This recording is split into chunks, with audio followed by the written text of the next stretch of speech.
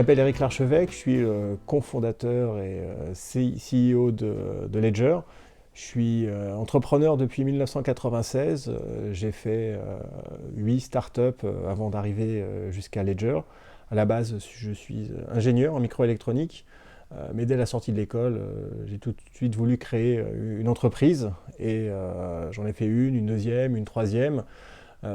J'ai développé aussi des startups à l'étranger, donc en Europe, et je suis rentré en France en 2010. J'ai développé un comparateur de prix qu'on a ensuite cédé, et j'ai ouvert la maison du Bitcoin en 2013 à Paris, qui est un espace qui explique un petit peu la technologie, qui m'a fait évoluer ensuite vers Ledger en 2015, donc une entreprise qui développe des solutions de sécurité pour le Bitcoin et la blockchain.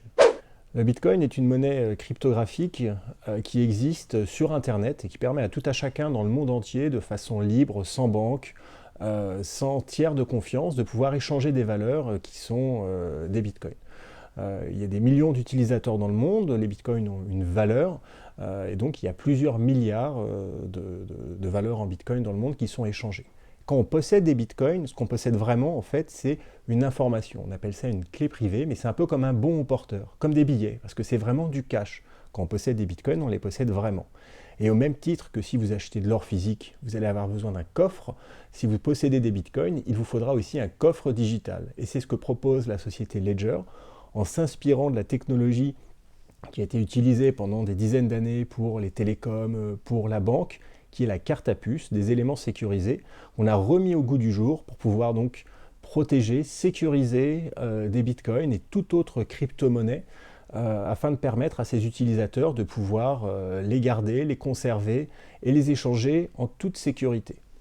Alors, quand on parle du bitcoin, on peut parler aussi de la blockchain. La blockchain, en fait, représente le changement qui s'opère un petit peu dans tous les métiers, où on arrive à une décentralisation d'un grand nombre en fait, de marchés. Que ce soit dans la banque, dans l'assurance, on s'aperçoit qu'il y a en fait une évolution des modèles où on passe du one to many au many to many. C'est-à-dire qu'il y a vraiment un changement de paradigme, et pour pouvoir suivre ce paradigme, la technologie blockchain est une solution élégante à l'intégration en fait, des différents systèmes. Et c'est dans ce cadre-là qu'on a commencé à discuter avec Allianz, qui donc est dans le métier de l'assurance, dans les métiers de la confiance. Et comme la blockchain représente aussi d'une certaine manière la confiance distribuée, eh bien il y avait forcément une convergence d'intérêts. Et donc on a vu là l'opportunité de pouvoir avancer avec Allianz sur ces sujets. Ledger a été créé en 2015. Nous sommes aujourd'hui 17 personnes avec des locaux à Paris, à Vierzon en province, dans le centre de la France, mais aussi à San Francisco. Et l'entreprise se développe assez fortement et nous sommes au cœur d'une levée de fonds, une série A d'un montant d'environ 5 millions d'euros que nous espérons closer l'année prochaine, en 2017.